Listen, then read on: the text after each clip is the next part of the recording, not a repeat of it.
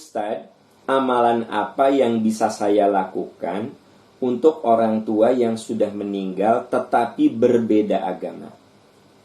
Ya, kalau kita lihat berbeda agama itu, orang yang berbeda agama dengan kita namanya kafir.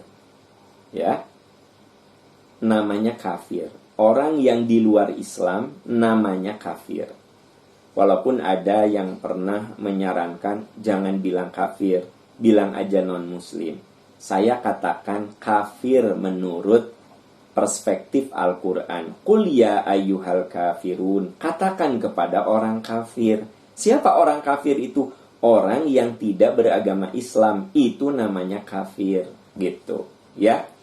Nah, dan saya pikir mereka tidak perlu tersinggung. Karena itu terminologi internal kita. Bahwa yang namanya orang yang bukan muslim itu kafir. Kalau menurut surat Al-Kafirun. Qul ya ayyuhal kafirun. Di ujung dari surat itu lakum dinukum waliyadin.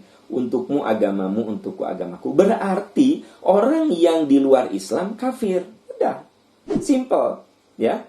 Nah, kalaupun ada kemarin wacana, arahan, anjuran dari petinggi, salah satu petinggi di negeri ini, nggak boleh bilang kafir, bilang aja non-muslim. Nah, Anda mau ngikutin bahasa petinggi atau mau mengikutin bahasa firman Allah yang menciptakan alam semesta ini? Kalau saya bilang aja yang namanya kafir itu orang yang di luar Islam, ya.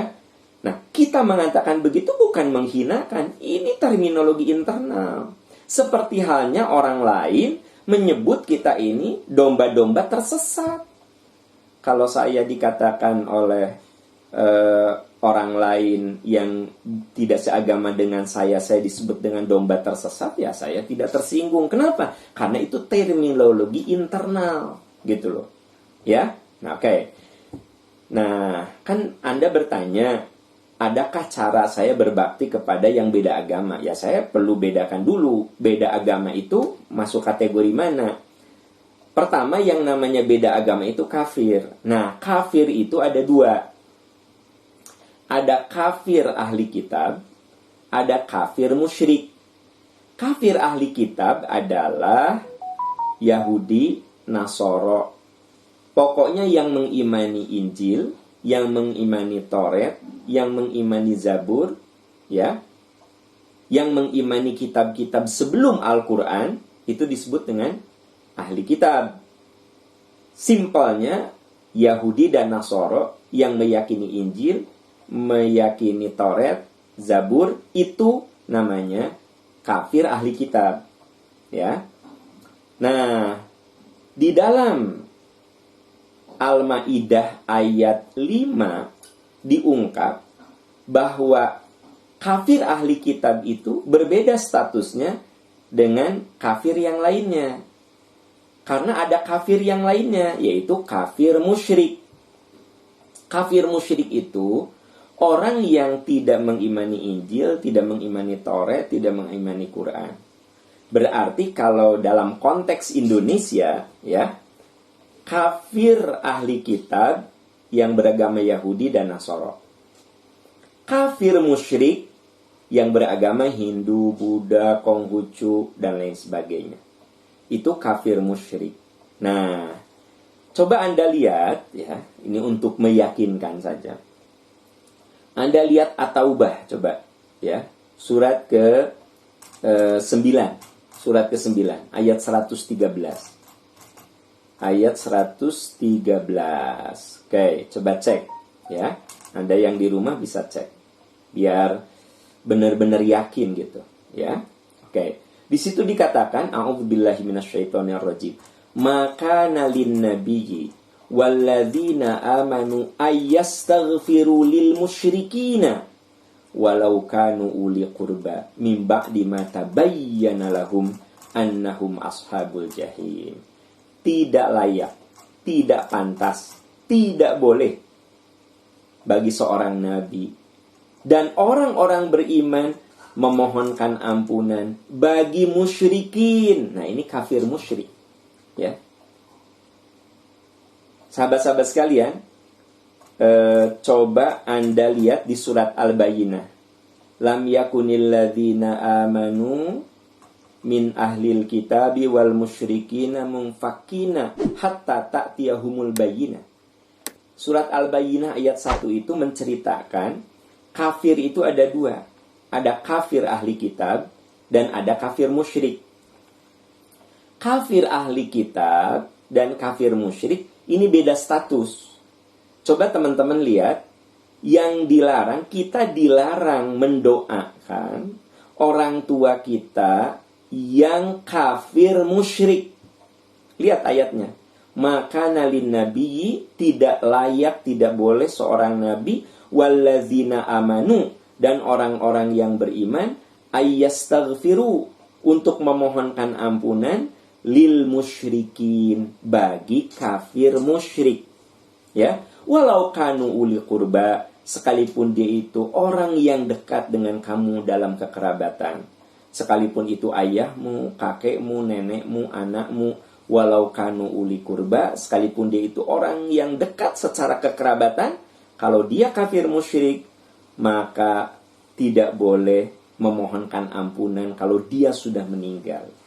Ya, begitu. Nah, yang jadi pertanyaan, bagaimana kalau kafir ahli kitab? Nah, misalnya ayah Anda, ibu Anda itu beragama Nasrani. Di antara ahli tafsir, ada yang berpendapat karena ayat ini menggunakan kata-kata ayyastaghfiru lil musyrikin, maka kafir ahli kitab itu masih boleh didoakan. Jadi kalau ya, ayah Anda, ibu Anda itu beragama Kristen, terserah mau Protestan, mau Advent, nah, Anda masih boleh mendoakan, ya Allah ampuni ibu bapak saya, ya Allah muliakan ibu bapak saya. Urusan doa Anda dikabulkan atau tidak itu mah urusan Allah Subhanahu wa taala. Tapi secara hukum boleh.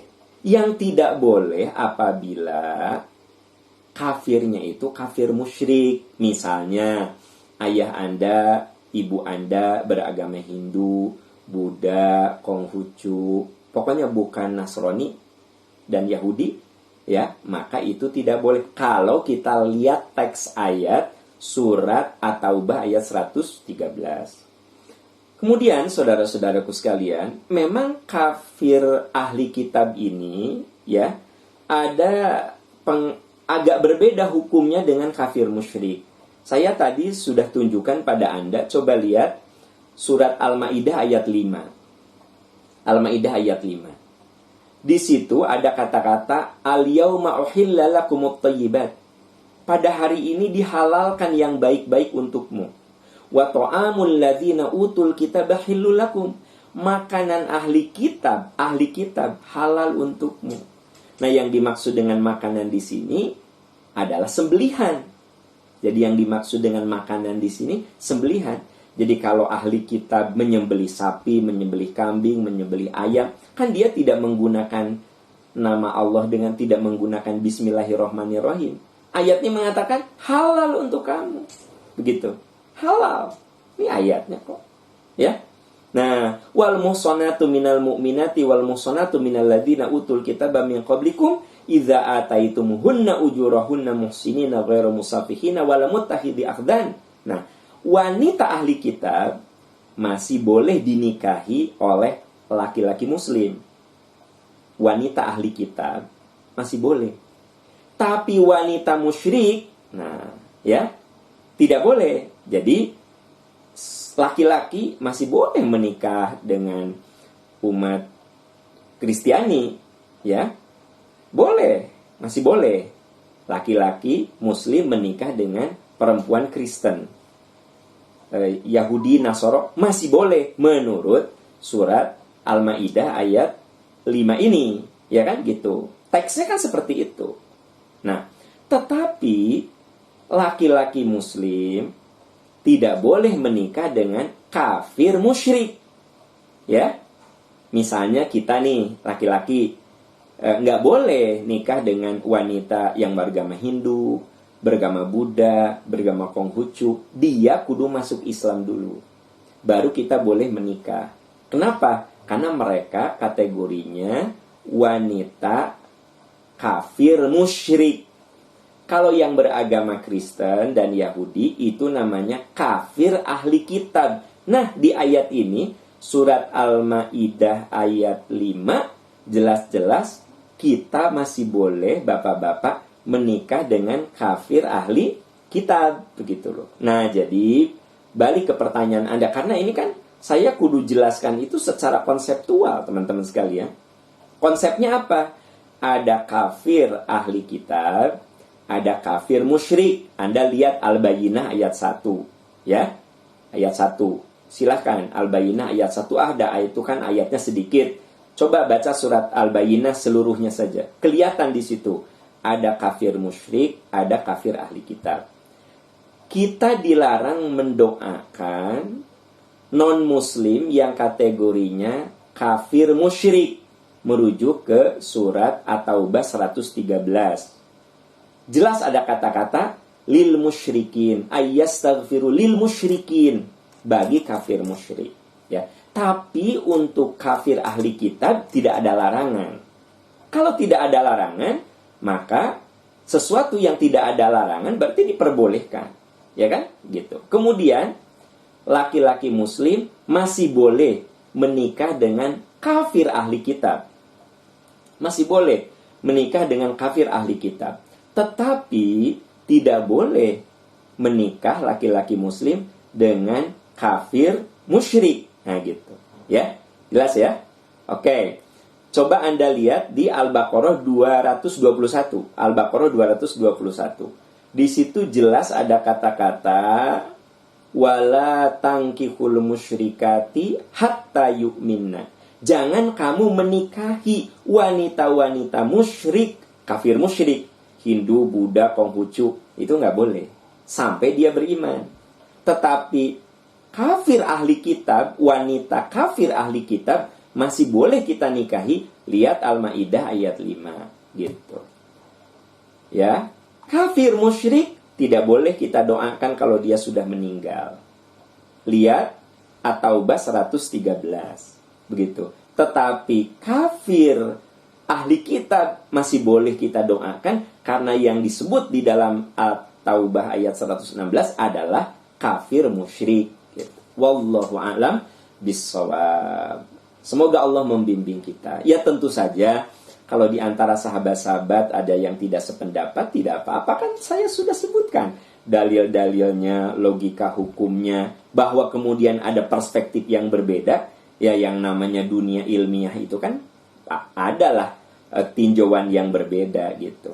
Nah jadi yang saya tadi ceritakan itu lebih bersifat keilmuannya seperti itu. Kalau teman-teman bisa analisa lagi, coba